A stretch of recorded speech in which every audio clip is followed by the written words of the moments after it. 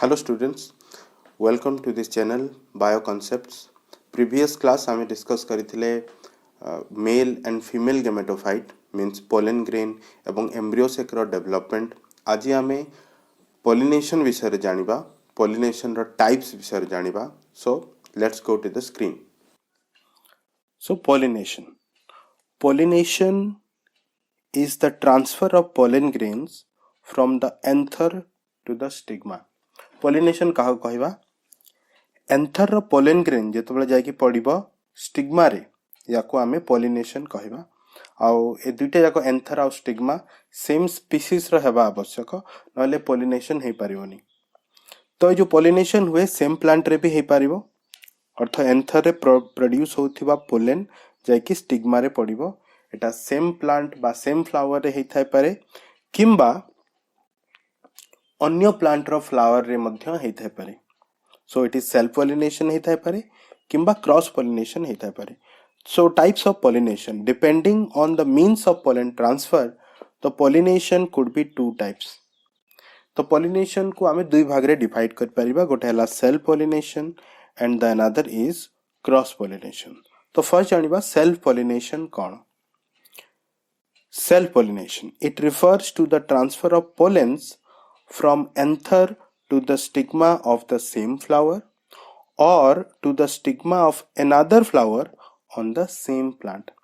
Either गोटिए फूलर ही पोलेन सेही फूलर स्टिग्मा रे जाय कि पड़िबो याको मध्य सेल्फ पॉलिनेशन कहबा किंबा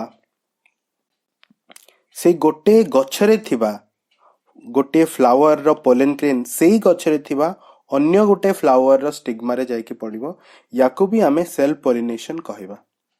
किंतु याको टिके डिफरेंट ना दिया जीवो. फर्स्ट मेथड को कहा जीवो ऑटोगेमी.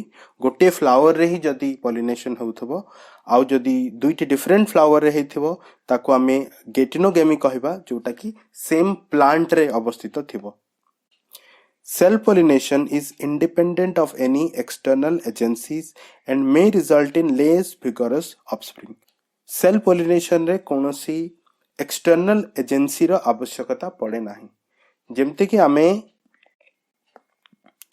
ए ऑटोगेमी रे देखिले जेहेतु गोटे फ्लावर रे ही ए सब होउची तेनु सामान्य पवन रे भी पोलेन ए जगारू निजो फ्लावर रो स्टिग्मा को पळे आसी पारिबो. सेमती निजो प्लांट रो अन्य गोटे फ्लावर को मध्य सामान्य एयर बा विंड रे से पहुंची पारिबो. याको हमें सेल्फ पॉलिनेशन कहबा. सेति पई विशेष कोनोसी एक्सटर्नल एजेंसीज इंसेक्ट रो आवश्यकता नाही. किंतु केतटी जगह रे जिटनोगेमी रे एजेंसी रो दरकार पड़े कारण जेहेतु अन्य फ्लावर थाए किंतु निजो फ्लावर रे कोनोसी एजेंसीज गोटे फ्लावर रे जदी पॉलिनेशन होउची ताले कोनोसी एजेंसी रो दरकार नाही.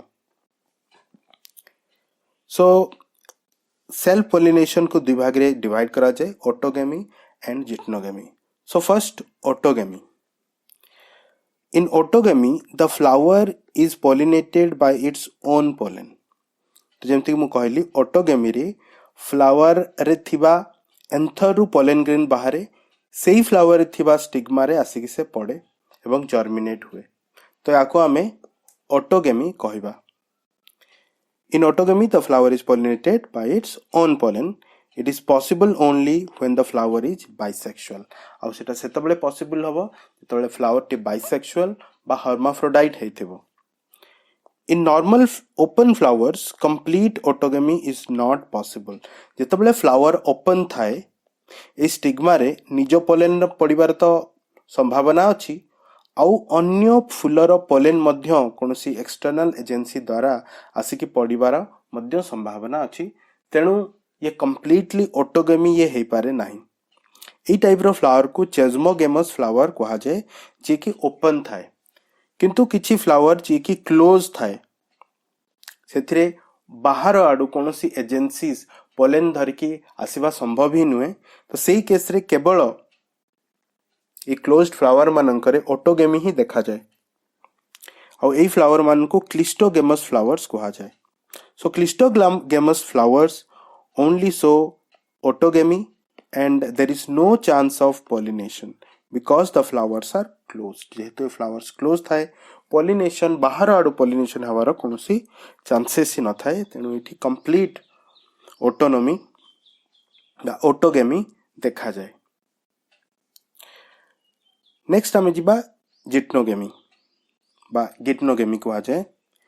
It is also a kind of cell pollination where the pollens from one flower are deposited on the stigma of another flower born on the same plant.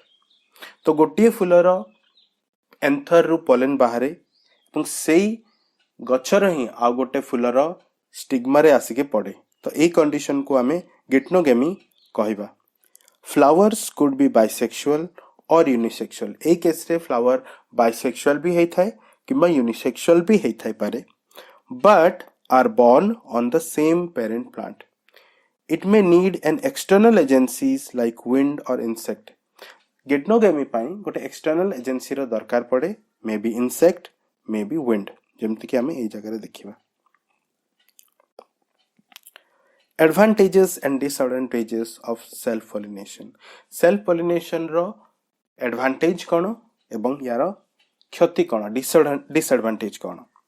First हला advantage, only means of survival and continuation for species that are uncommon. जो species बहुत common uncommon थिबो अर्थात एते शीघ्र मिलु नथिबो बा लोप हेबार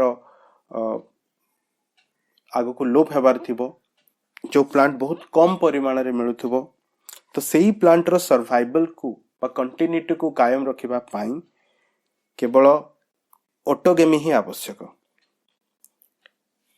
It is not dependent on external agencies. Normally autogamy पाई कोनोसी एक्सटर्नल एजेंसी रा दरकार न थाए. किंतु यार क्षति कोन, self pollination results in weaker offspring. Self pollination द्वारा जो ऑफस्प्रिंग तैयारी हुए से माने क्रॉस पॉलिनेशन द्वारा तैयारी हेइथिबा ऑफस्प्रिंग थारु टिके दुर्बल थांती, कारण सेल्फ पॉलिनेशन द्वारा जेनेटिक रिकॉम्बिनेशन देखा जाए नाही. और यदि जेनेटिक वेरिएशन देखा जीवो नाही ताहले धीरे धीरे ऑफस्प्रिंग लेस भिगर हे जीवो, अर्थ से एते एक्टिव रहइबो नाही. नो न्यू वेराइटीज और वेरिएशंस कैन बी प्रोड्यूस्ड. जेहेतु इठी जेनेटिक रिकॉम्बिनेशन हेबो नाही, कारण दुईटा जाक फ्लावर जो निया जायछि मेल और फीमेल गेमेट जो मिसी की जाइगोट फॉर्मेशन हेछि से सेम प्लांट रु ही आसीछि, तेनु जेनेटिक वेरिएशन आसीबार चांसेस ही एठी देखा जीवो नाही. नेक्स्ट आसुछि क्रॉस पॉलिनेशन. क्रॉस पॉलिनेशन किंबा याको एलोगेमी बा जेनोगेमी मध्य कुहा जाए. It is the transfer of pollens from the anther of one plant to the stigma of another plant of the same species. तो एई जगह रे हमें जेनोगेमी देखिबा. जेनोगेमी रे दुईटा कंप्लीट अलगा प्लांट एठी भाग नेबे. गोटिए प्लांट रो एंथर रु पोलेन बाहरिबो एवं अन्य गोटे प्लांट रो फ्लावर रो स्टिग्मा रे जायकी पड़िबो. तो याको कुहा जाए जेनोगेमी बा cross pollination. It is the transfer of pollens from the anther of one plant to the stigma of another plant of the same species. किंतु दुईटे जाक प्लांट सेम स्पीसीज हेबा दरकार. एमति नुहे कि फर्स्ट बाइगण गछ आ गोटे भेंडी गछ दुई जण जाक पोलेन स्टिग्मा केबे हेले भी मैच हेबे नाही, से माने केबे भी कंपैटिबल हेबे नाही. तो दुईटे जाक स्पीसीज समान हेबा आवश्यक. It involves two separate plants and outside agencies like wind, water, air and insects. ए सबु विभिन्न प्रकार outside agencies एथिपाई दरकार पड़े. Cross pollination leads to genetic variation due to recombinations. जेहेतु इटी recombination देखा जाए तेणु क्रॉस पॉलिनेशन द्वारा नुआ वेरिएशन देखा जाए. Different flowers show different modifications with various adaptations for cross pollination. Cross pollination पाई अलगा अलगा फ्लावर रे विभिन्न प्रकार एडाप्टेशंस थाए, जेमते कि जे विंड माध्यम रे पॉलिनेशन होची तारो पोलेन नॉन स्टिकी थाए, जो गुडा इंसेक्ट माध्यम रे पॉलिनेटेड होचंती सेमानक पोलेन ग्रेन स्टिकी थाए जहा द्वारा माने इंसेक्ट रो गोड़ रे लागि पारिबे. तो सही हिसाब रे सबु अलग अलग प्लांट रो पोलेन ग्रेन बा जो पॉलिनेशन रो माध्यम बा एडाप्टेशन अलगा अलगा प्रकार हेई थाए क्रॉस पॉलिनेशन रो एडवांटेजेस कोन new genetic combinations lead to new varieties नुआ जेनेटिक कॉम्बिनेशन जेहेतु हेई थाए तेणु नुआ वेराइटी देखा जाए जहाद्वारा ये नुआ नुआ एनवायरमेंट को एडाप्ट करि परंती सही परंती and adaptability to the plant to the new environment is much better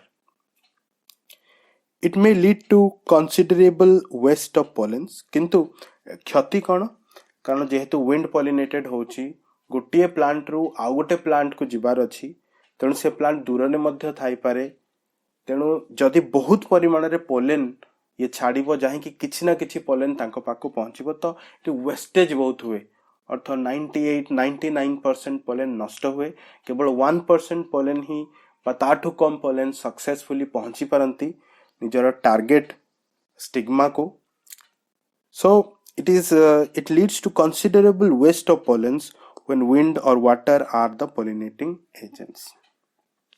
So basically हमें difference कौन पाइले self pollination and cross pollination भितरे first हला self pollination रे transfer of pollen grains from anther to the stigma of the same flower or another flower born on the same plant. तो गोटे फूल रु आ गोटे फूल को ट्रांसफर हेई पारे किंबा सेम फूल रे ही ट्रांसफर हेई पारे किंतु सबु जाक फूल गोटे ही प्लांट रे थिबा आवश्यक तेबे जाई ताको सेल्फ पॉलिनेशन कहबा क्रॉस पॉलिनेशन रे दुईटी प्लांट आवश्यक दुईटा डिफरेंट प्लांट जोटा कि सेम स्पीसीज हवा आवश्यक सेल्फ पॉलिनेशन रे कोनोसी एक्सटर्नल एजेंसी रो दरकार न थाए विशेष करी जोटा ऑटोगेमी द्वारा होची क्रॉस पॉलिनेशन रे एक्सटर्नल एजेंट रो दरकार थाए जेमति कि विंड वाटर बा इंसेक्ट्स सेल्फ पॉलिनेशन रे एंथर आउ स्टिग्मा समान टाइम रे मैच्योर हुअंती आउ जदि एंथर एंड स्टिग्मा समान टाइम रे मैच्योर न हुअंती ताले सही जगह रे क्रॉस पॉलिनेशन हेई थाए मे बी ए प्लांट गोटिए प्लांट रे ही फूल सबु फ्लावर थांती किंतु हेले मध्य एठी क्रॉस पॉलिनेशन हेई थाए यदि ए भलिया कंडीशन थाए हमें आगो को ए विषय रे पढिबा it can occur even when the flower is closed self pollination flower close थिले भी हेई थाए जेमति कि ऑटोगेमी क्लिस्टोगेमस फ्लावर रे हमें देखिले it occurs only when flower is open जेमति चेस्मोगेमस फ्लावर रे थाए फ्लावर ओपन थिले ही क्रॉस पॉलिनेशन हेई पारिबो इट प्रोड्यूसेस होमोजेनस ऑफस्प्रिंग अर्थात जो ऑफस्प्रिंग बाहरिबे से माने गोटे टाइप रो ही हेथिबे तांको भितरे किछि जेनेटिक वेरिएशन देखा जिवो नाही तेनु याको होमोजेनस ऑफस्प्रिंग कुहा जाउची एवं क्रॉस पॉलिनेशन द्वारा विभिन्न प्रकार अलग अलग वेरिएशन देखा जिवो सेति याकू हेटेरोजाइगस ऑफस्प्रिंग कुहा जाउची तो सेल्फ पॉलिनेशन द्वारा होमोजाइगस ऑफस्प्रिंग बाहरिबो एवं क्रॉस पॉलिनेशन द्वारा हेटेरोजाइगस ऑफस्प्रिंग बाहरिबो self pollination doesn't introduce any variations मु ऑलरेडी कहली सेल्फ पॉलिनेशन द्वारा कोनोसी वेरिएशन प्लांट रे देखा जिवो नाही किंतु क्रॉस पॉलिनेशन द्वारा वेरिएशन इंट्रोड्यूस हबो जहा द्वारा ये इवोल्यूशन रे हेल्प हबो आजि आमे मांकड रु ह्यूमन हिचे केवल जेनेटिक रिकॉम्बिनेशन पाई जेनेटिक वेरिएशन पाई जदि जेनेटिक वेरिएशन हेई न थांता आजि आमे सेही मांकड अवस्था रे आजि भी थांते सो जेनेटिक वेरिएशन बहुत दरकार evolution pi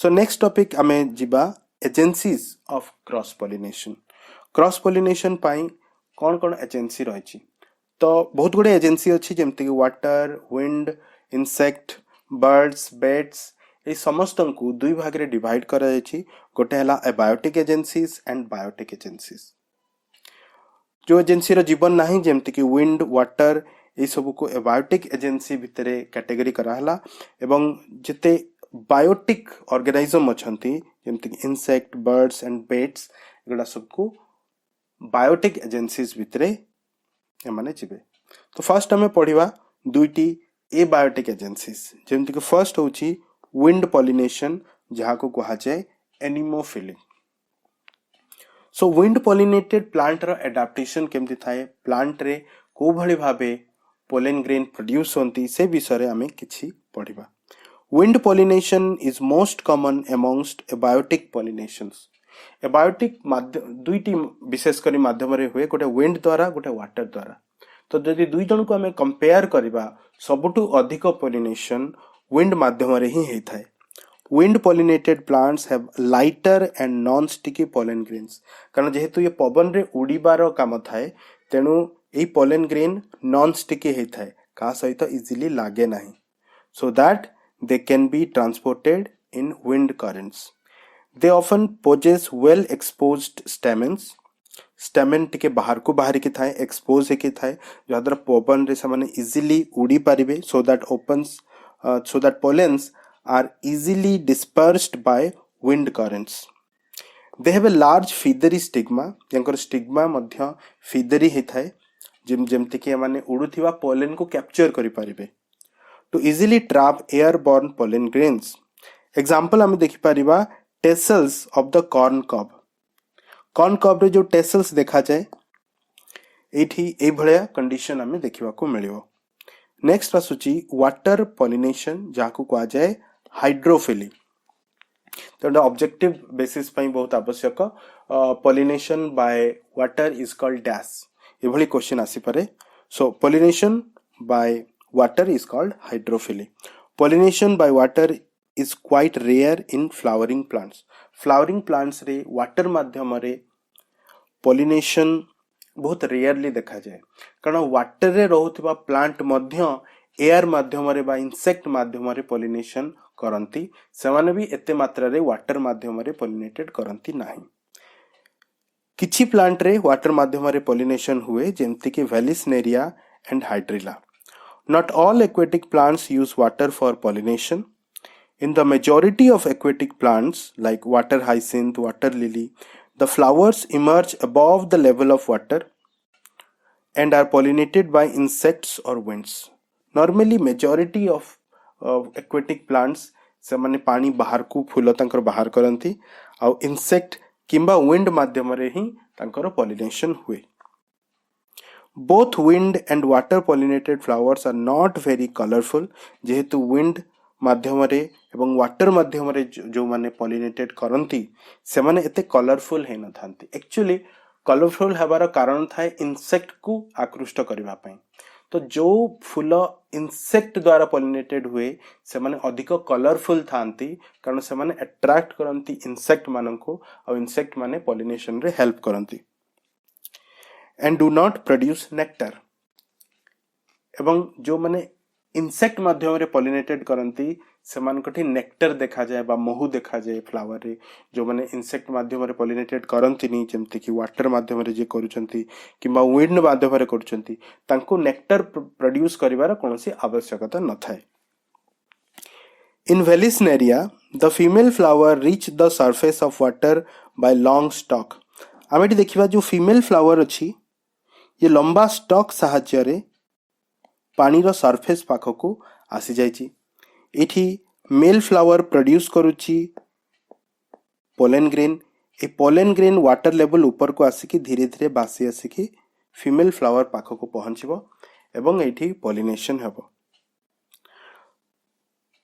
pollen grains are released onto the surface of water through water current some of them eventually reach the stigma of female flower तो इटा थिला वाटर पॉलिनेशन बा हाइड्रोफिली नेक्स्ट आसुची इंसेक्ट पॉलिनेशन बा जाहाको कहा जाए entomophily insect pollination led to a very special relationship between the insect and the flowers get pollinated and in return the insect get the food in the form of nectar और pollen insect माने आसंती जो ए विशेष कर insect pollinated flower बहुत brightly coloured है थाए जहा द्वारा इंसेक्ट माने आकृष्ट है कि आसंती ए फ्लावर मानकर नेक्टर देखा जाए किछि मात्रा रे जहा को से माने खांती किमा पोलन को मध्य से माने सेवन करंती एवं से माने पॉलिनेशन रे मध्य हेल्प करंती ए एग्जांपल ले हमें देख परिबा एटा गोटे moth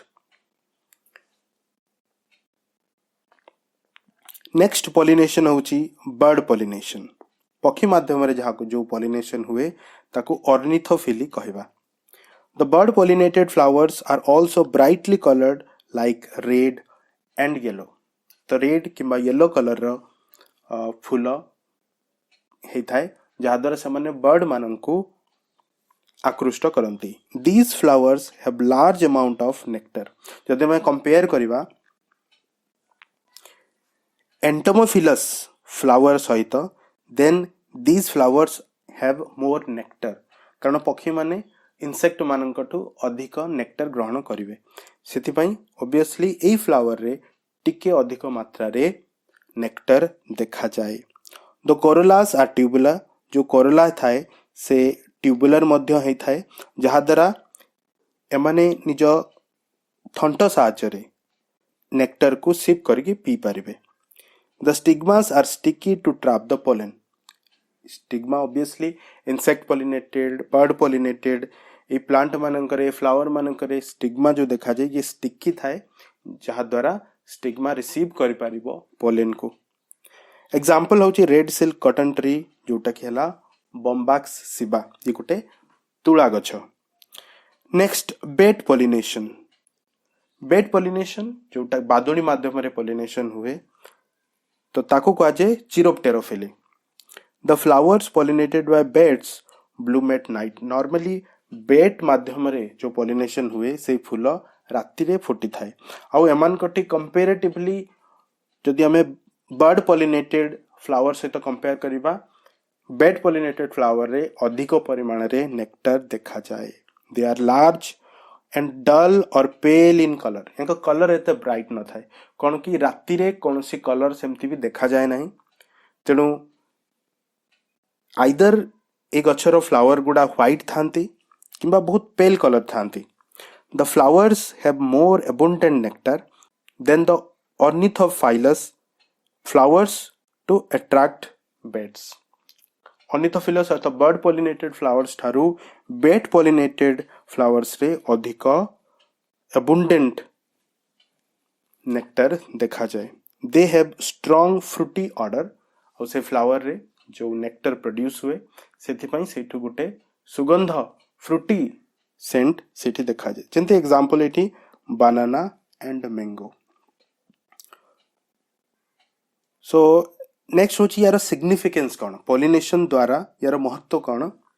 pollination leads to fertilisation which results in the formation of seeds and fruits. Pollination द्वारा फाइनली फर्टिलाइजेशन हबो जहा द्वारा सीड हबो, फ्रूट हबो और सीड एंड फ्रूट माध्यम रे गछ निज वंश को आग को बढ़े पारिबो, कंटिन्यूटी ऑफ प्लांट लाइफ हे पारिबो एवं एई फल साहाय्य रे अन्य माने भी न्यूट्रिशन पाइबे। एनिमल माने ए फल को दूर को नहीं पारिबे एवं दूर रे कोठी फोपाड़ी देबे तो सेठी डिस्ट्रीब्यूशन रे भी पॉलिनेशन द्वारा हेल्प हेबो। Cross pollination results in variation in plants. Cross pollination द्वारा विभिन्नता देखा जिवो, विभिन्नता द्वारा इवोल्यूशन रे ये help करिवो। The hybrid seeds formed as a result of cross pollination are of great significance। जो हाइब्रिड सीड बा नुआ कॉम्बिनेशन रो सीड बाहरिबो से सीड आगो को बेसी रेजिस्टेंट हे पारिबो, ता सेठी विभिन्न जेनेटिक नुआ नुआ वेरिएशन जीन भी देखा जाय पारिबो। तो यार बहुत इंपोर्टेंस अछि प्लांट रो लाइफ रे। So that's all about pollination. हमें नेक्स्ट क्लास गोटे नुआ टॉपिक नै कि आसीबा। तेणु जदि भिडियोटी भल लागिला लाइक करंतु आ निज कमेंट निश्चय कमेंट सेक्शन रे दियंतु। सो आज पई एतिकी। Thank you so much. Have a nice day.